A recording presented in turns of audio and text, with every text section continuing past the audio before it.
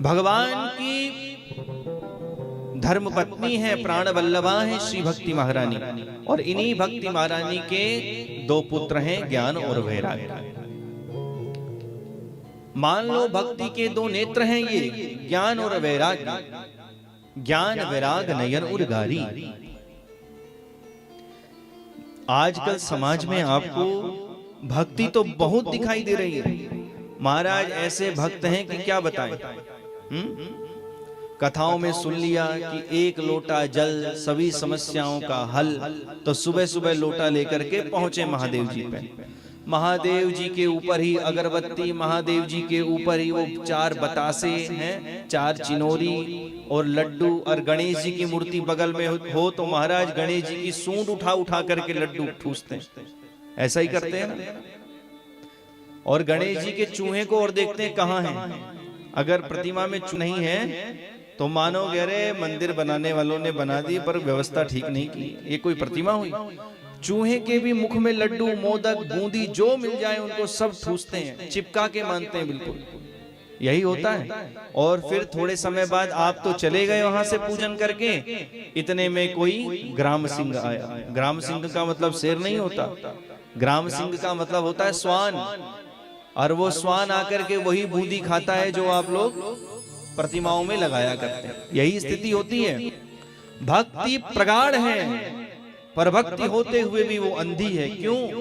ज्ञान वैराग नयन उर्गारी। भक्ति के दो नेत्र हैं, ज्ञान और वैराग्य। यद्यपि भक्ति आपके हृदय में है और ज्ञान और वैराग्य शून्य है, तो आपकी भक्ति एक बांझ है और ऐसी भक्ति की कोई सार्थकता नहीं होती। मान लिया एक लोटा जल सभी समस्याओं का हल अवश्य हो सकता है, परंतु मन में हो छल तो चाहे चढ़ा लो 100 लोटा जल, फिर भी नहीं मिलने वाला कोई फल। ये भी समझ लीजिए। भक्ति सार्थक तब है जब उसके साथ ज्ञान और वैराग्य चल रहे हैं।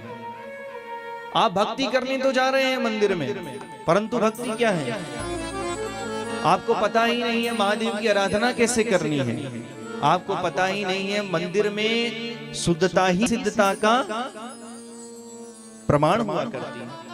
मंदिर की शुद्धता रखना हमें आता नहीं, मंदिर में पूजन करना हमें आता नहीं है। बस सुबह सुबह थाल लेकर चल दी। ये भक्ति है, ये अंध भक्ति है, इसकी कोई सार्थकता नहीं होती। अब आप मानिए कि आप यज्ञ तो करवा रहे हैं बहुत बड़ा,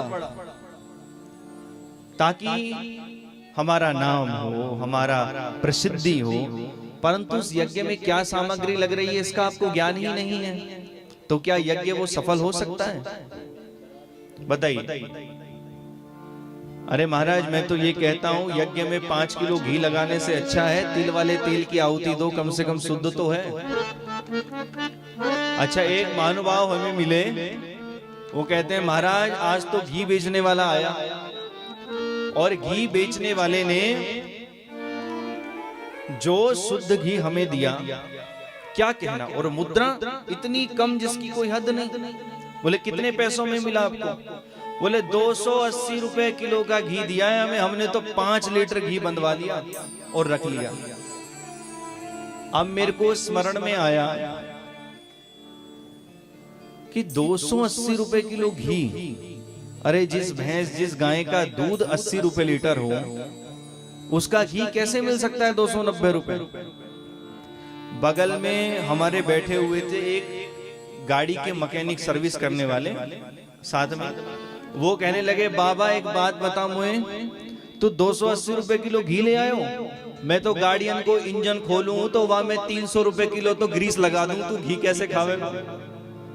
जिस गाड़ी में लगाने वाला घी ग्रीस ही 300 रुपए किलो आता हो, उस जमाने में 280 रुपए किलो का घी कैसे मिल सकता है? और उस घी से आप हवन करने जा रहे हैं।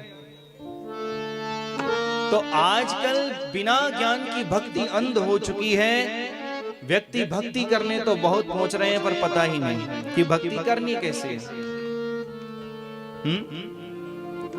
अपने लिए साड़ी लानी हो तो महाराज बहुत बढ़िया, और जैसे ही पता चले पंडित जी आ रहे हैं सुबह पूजन करवाने, तो वस्त्र वाले को भी कह देंगे कि महाराज साड़ी ऐसी देना जो लेने देने की हो, बस एक बार देके काम खत्म। धोती भी ऐसी, वस्त्र भी ऐसे, सामग्री की भी शुद्धता नहीं रही। हम लोग सामग्री लेने जाते हैं, क्या उसकी गारंटी है वो शुद्ध है या नहीं? शुद्ध हो ही नहीं सकती। हम फल लेने पहुंचते हैं ठेली वाले के पास, तो क्या कहते हैं उस फल वाले को? वो कहता है बढ़िया सेब फल ये 240 रुपए किलो है महाराज, ये ले जाओ। इससे बढ़िया सेब फल नहीं है हमारी दुकान में। जो पाएगा आनंदित हो जाएगा, एकदम रसदार। तुरंत से भाग्यवान आती है, अरे 280 रुपए 40 रुपए किलो सेब लोगे, हम तो यहीं बिक जाएंगे।